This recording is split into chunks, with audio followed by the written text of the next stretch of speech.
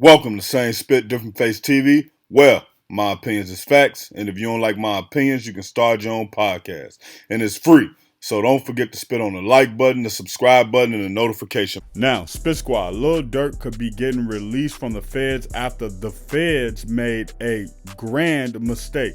So basically, the feds sat in front of the grand jury and they presented a bunch of information. And based off of that information they presented to the grand jury said, well, this guy is held culpable for the murder of Lil Pop, the murder for hire. Now, the issue now is that the grand jury was presented some information that wasn't involved in the case. The grand jury presented a song and they basically said, hey, this song is basically made after the alleged murder for hire, and this song lays right in the wake of the alleged murder for hire, and this song is not only proof of the murder for hire, but it's proof that he was bragging after the murder for hire. And the feds made a huge mistake. Now, the problem with these type of cases, they are high profile cases, and people's careers are made and destroyed based on cases like this. So what ends up happening in this situation is that Lil Durk should probably be released, and maybe the feds will go back, because on something like a murder for hire, I can't see the judge releasing him on prejudice, and prejudice just means that it can't be tried again.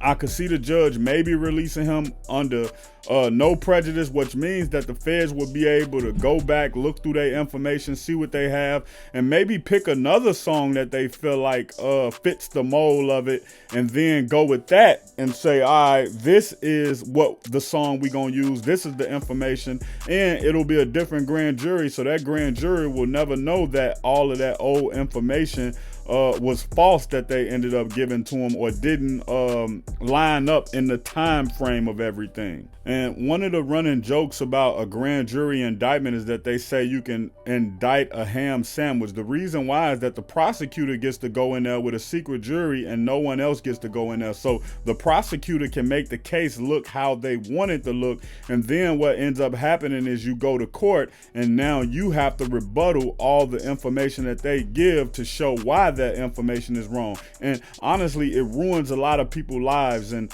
I wish that it could be a situation where it would go to the grand jury, or they would let the lawyer know that it would go to the grand jury. The lawyer would be able to argue his point in front of the grand jury, and it would be a finite amount of issues that the lawyer would be able to argue in front of the grand jury along with the prosecutor, and then from there the grand jury would have a better thought process of, should we indict this person or shouldn't we indict this person? And then from there, it should be, well, if the grand jury decide to not indict, at that point, the case should be thrown out with prejudice. If the grand jury do decide to indict, now it goes to trial, and that person gets to get in front of a jury and plead their case to a jury of their peers. And that's how I think it should basically go.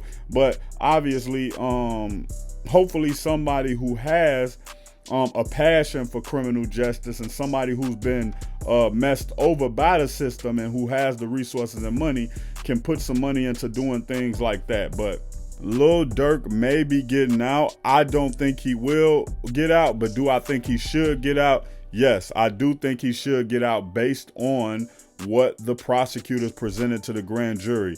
If you're new to the channel and want more Lil Durk content, hit the subscribe button. And if you hit the subscribe button, that means you're a part of the Spit Squad. So hit the like button.